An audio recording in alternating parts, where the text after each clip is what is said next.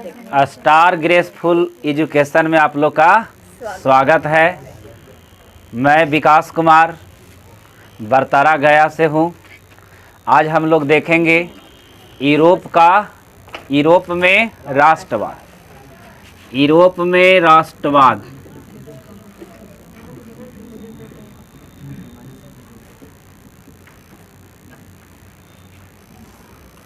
Europe में राष्ट्रवाद का ये दूसरा क्लास है।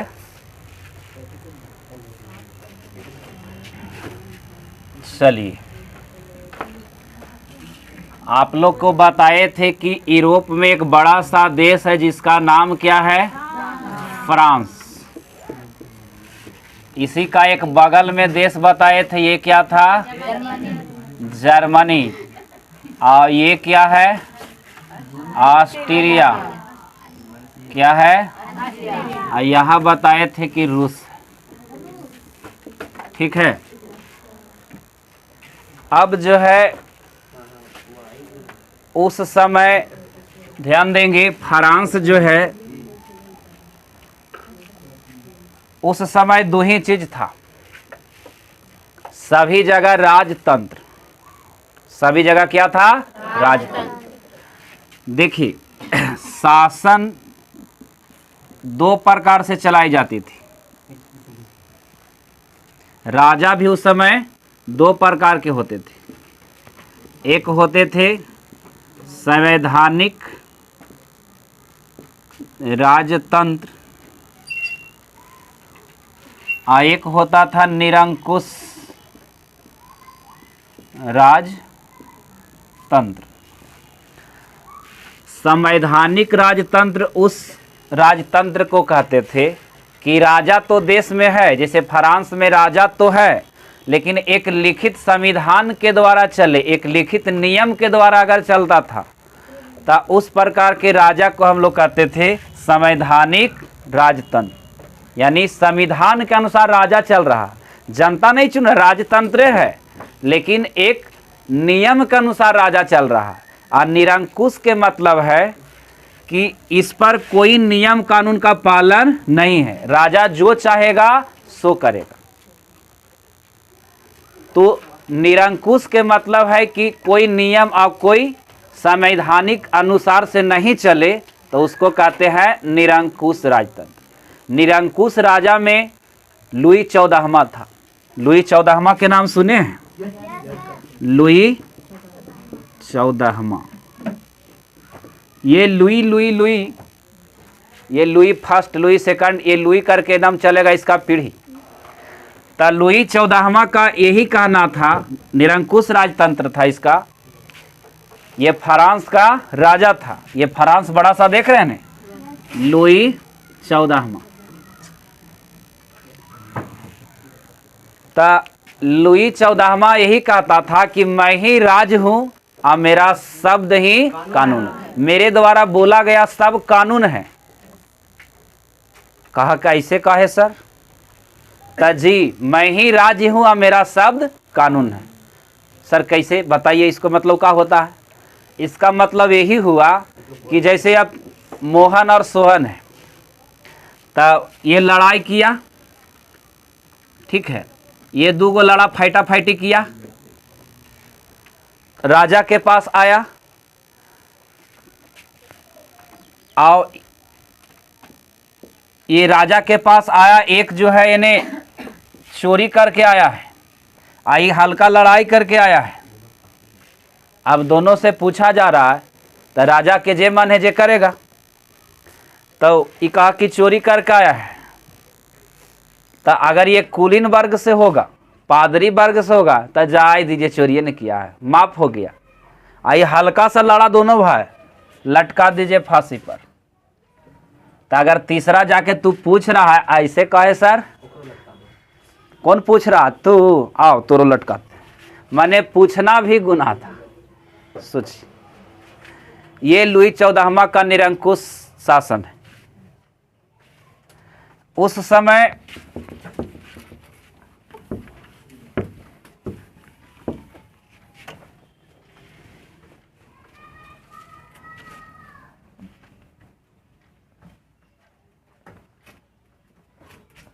राजतंत्र में पूरे विश्व में ईसाइयों के जो चर्च होते थे, चर्च जानते हैं, तो चर्च में जो पूजा करने वाले होते थे उसको कहते थे पादरी। आप पादरियों के हेड को पोप कहते थे। क्या कहते थे? पोप। और समाज में एक था कुलीन वर्ग, ठीक है। ये दोनों के ऊपर क्या था? राजा। तो इसी तरह से फ्रांस में भी पादरी था और कुलीन था। कुलीन किसको कहते हैं? इसके पास बहुत बड़े बड़े जमीन होते थे, 500 बीघा 600 बीघा ये जमीन का मालिक है। और पादरी जो है पूजा करवाते थे चर्च वगैरह में। इन लोग पर कोई टैक्स नहीं लगता था, इन लोग पर कोई टैक्स नहीं लगता था। एक तरफ था जनसाधारण लोग। जनसाधारण लोग में कौन कौन आवेगा? तो किसान, मजदूर, है ना, निम्न वर्ग के लोग, ये सब।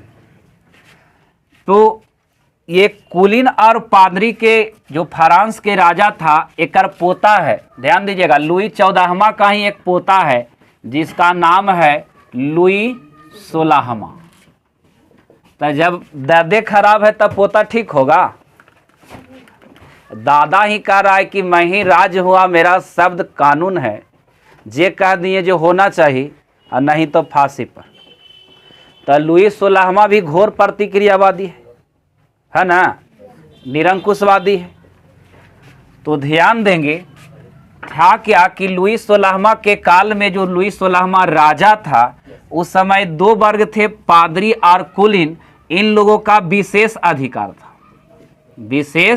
विशेषाधिकार, और ये जनसाधारण को कोई अधिकार नहीं था। इन लोग से जो है टैक्स नहीं लगता था, इन लोग को कोई टैक्स नहीं देना है, इन लोग से टैक्स नहीं। यानी कुलीन है और अगर पादरी है, राजा है, इस सब से टैक्स नहीं लगता था, राजा इस पर टैक्स नहीं लगाते थे, और जनसाधारण से टैक्स लेना होता था। सोचिए, इन लोग बेचारा गरीब है, टैक्स यही भरेगा, इसी के पैसा से इन लोग खाता था। इसका जनसंख्या करीब 90% था, इन लोग जो बड़े बड़े हैं इस सब की संख्या 10% है। लेकिन सबसे ज़्यादा पैसा इन लोग के पास, संख्या में ही ज़्यादा है तब पैसा में ही ज़्यादा है। आओ इस संख्या में ज़्यादा तो ये गरीब है, इसी से और पैसा लिया जा रहा है, इस सब से टैक्स लेकर के इसको दिया जाता था। राजा यही करता था कि किसान मजदूर से टैक्स लो, साधारण आदमी टैक्स भरेगा, वो कहाँ जाएगा? राजा के खाते। इसे कहता था जी ऐसे काहे, तो जी ऐसे काहे, राजा खाएगा कौची रे, तुम लोग कमाते हो, खाएगा ये सब ना, ऐसे का ये सब बड़े बड़े लोग हैं, श्रेष्ठ लोग हैं। इन लोग बेचारा रोज खटता था, इन लोग पर पूरा टैक्स। उस समय रे सुनो, उस समय यही होता था कि साधारण आदमी से पैसा तहसील के इन्हें करना है। अभी क्या होता है? अभी होता है कि गरीब बड़कन से निकाल के गरीबकन में देना है। अब पहले उल्टा था, गरीबकन से निकाल के बड़कन में देना। उस समय कहवो करता कि जी इतना टैक्स लीजिएगा, एकदम खाएला नहीं है, खाएला नहीं है, टैक्स दो ना तो लटका देंगे। मने पैसा तहसीलना ही तहसीलना था, इन लोग से ज़्यादा मात्रा में टैक्स। यही कारण जो है वहाँ क्रांति हुआ। अब ध्यान दीजिए, कुलीन है और पादरी है, इन लोगों का बैठक होता था जिसका नाम था संसद का, यानी संस्था था, इसको कहते थे पार्लियामेंट। क्या कहते थे? पार्लियामेंट। तब पार्लियामेंट को जो बैठक होता था उसमें पादरी और कुलीन और राजा तीन मिल के संगठन कर लेता था, इसमें साधारण व्यक्ति को नहीं लाता था। इसके लिए साधारण भी रहे, कुलीन भी रहे और पादरी तीनों का बैठक लिए, इसके लिए दूसरा संस्था था। इसका क्या नाम था?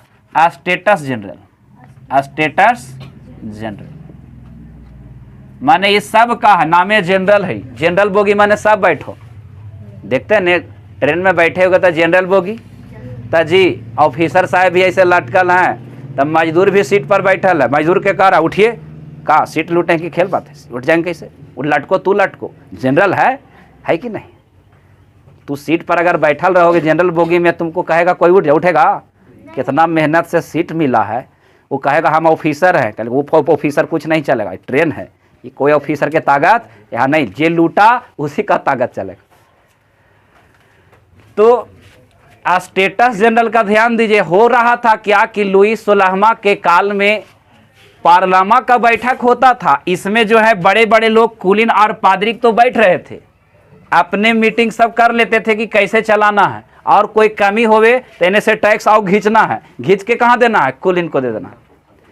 तो इन लोग अपने में सुलझा लेते, सब बड़ा लोग है ये था, कोई चाई चुई करवे नहीं करता था। और इन लोग का स्टेटस जनरल का बैठक ही नहीं हो रहा था, 150 साल से स्टेटस जनरल का बैठक ही नहीं हो रहा है।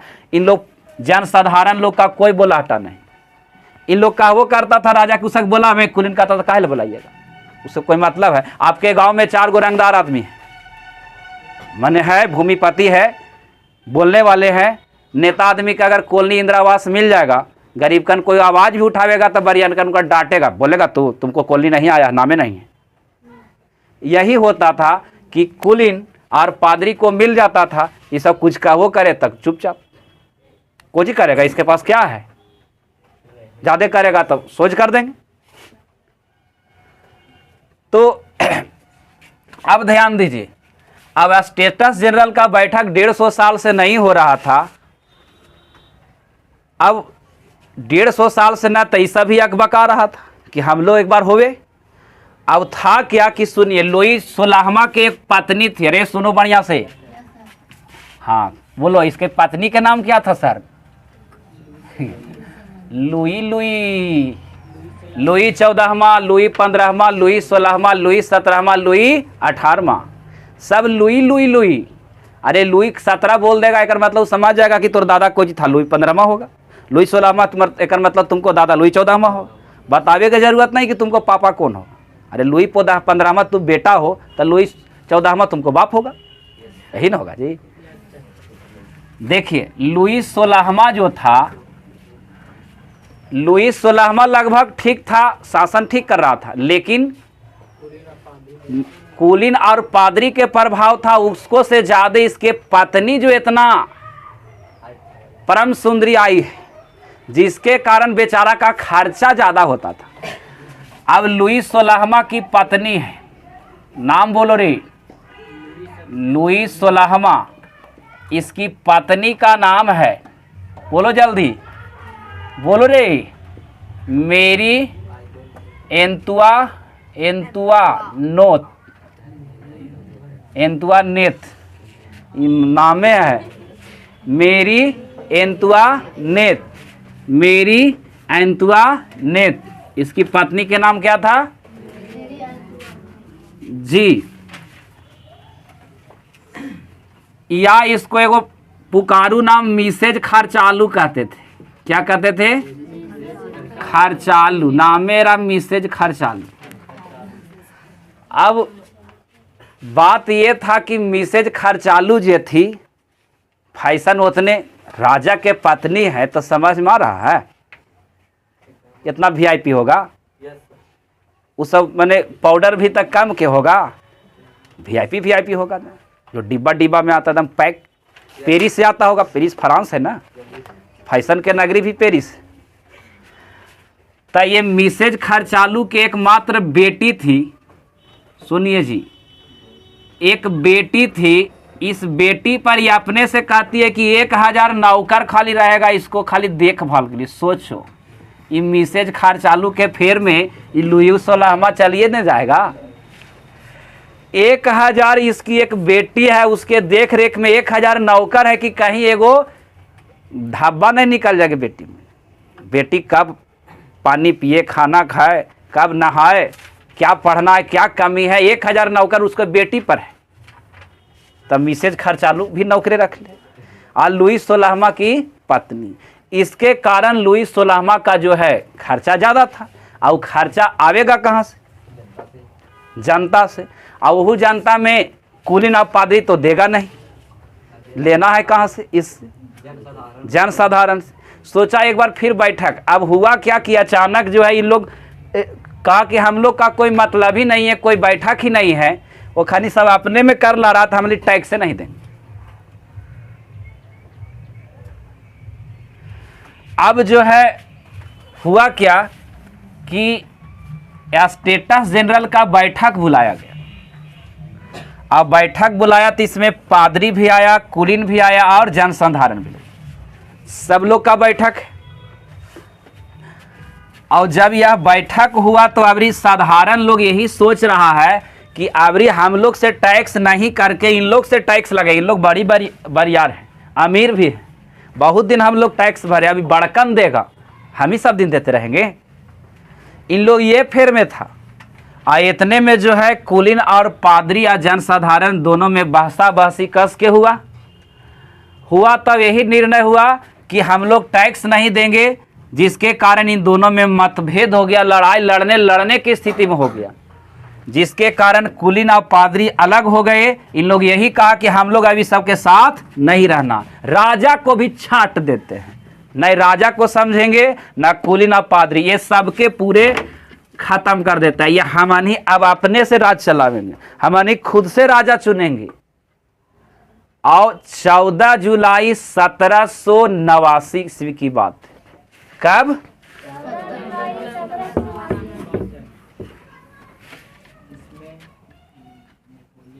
14 जुलाई 1789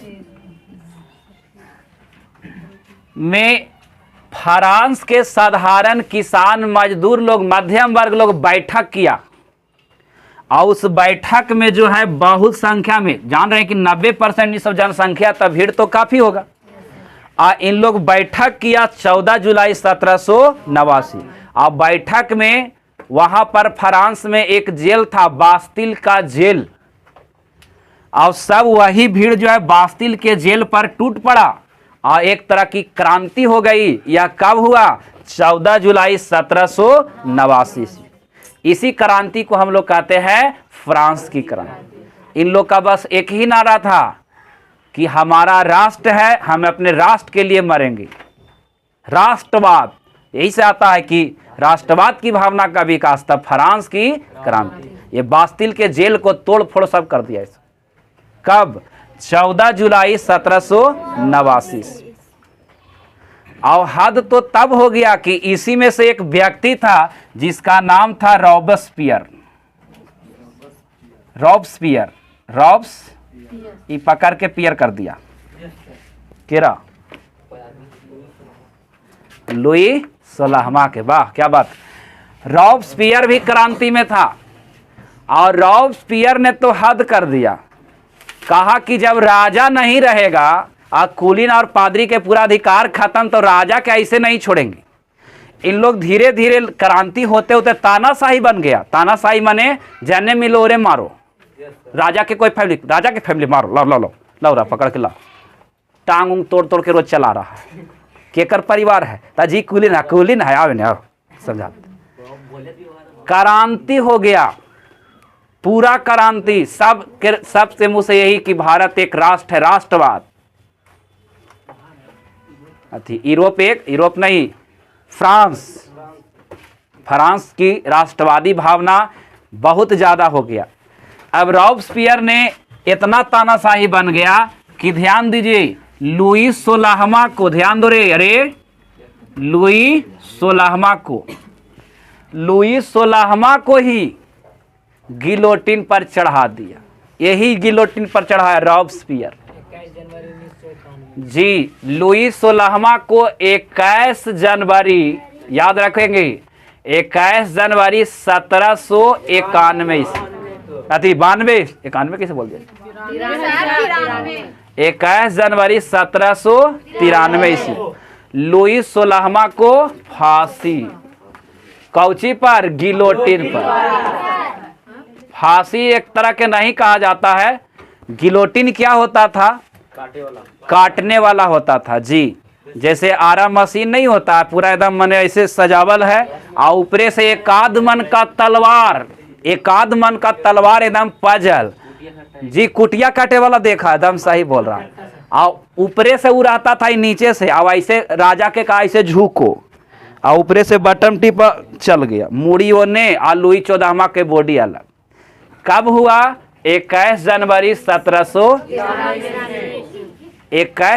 1793 को लुई 16वां को गिलोटिन पर चढ़ाकर मृत्यु दंड दे दिया गया। ये कौन चढ़ाया? रॉबस्पियर। इतना तानाशाह बन गया। अब इतना तानाशाह बन गया तो यहाँ के जनता कहने लगा कि बताओ, उतना बड़ा राजा, उसको फांसी दे दिया, और कुछ देरी के बाद ये मिसेज खर्चालू को भी कहा तू एने आ। ये मिसेज खर्चालू जो 1000 नौकर रखती है, एकर हाल क्या हुआ? एकरो ओरे पर चढ़ा दिया, गिलोटिन पर चढ़ा दिया। बेटी बची होगी। अब बताइए, राजा रानी दोनों के मौत के घाट उतार दिया गया। अब इन्हीं लोग में से कहे लगा कि बताइए, इतना तानाशाह नहीं होना चाहिए। अरे देना था तो जेल दे देते, एक ही बार तो आप एकदम तलवार से ख़त्म कर दिए। तो लुई 16वां भी वैसी करता था। तो रॉबस्पियर ध्यान लगे था कि तू जितना लोग के गिलोटिन पर चढ़ाया, तुमको भी एक दिन चढ़ा देना। अब चढ़ा ही दिया। लोग कहने लगा कि तू जरी जेल उल देता था कोई बात था, लुई 16वां के मार दिया, कम से कम पत्नी के बच्चे देता, ओकरो तो चढ़ा दिया। इन्हीं लोग में से कोई जो है रॉबस्पियर की हत्या कर दी। ये रहेगा तो पता नहीं कौची कौची करवा देगा, एकरे हटा दो। इन्हीं में से अपने में से ही सब मार दिया। एक का गो फेरा है, रॉबस्पियर को ही पियर कर दिया।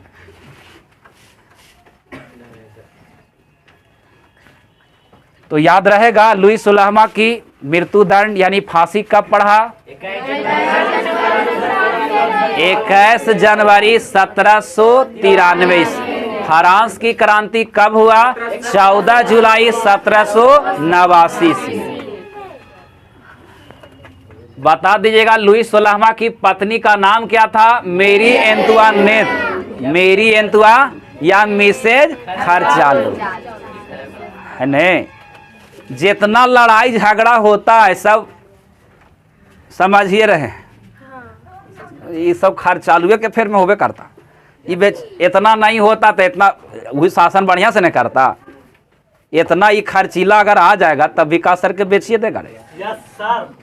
अंत में फांसी चलनी पड़ेगा। चलिए,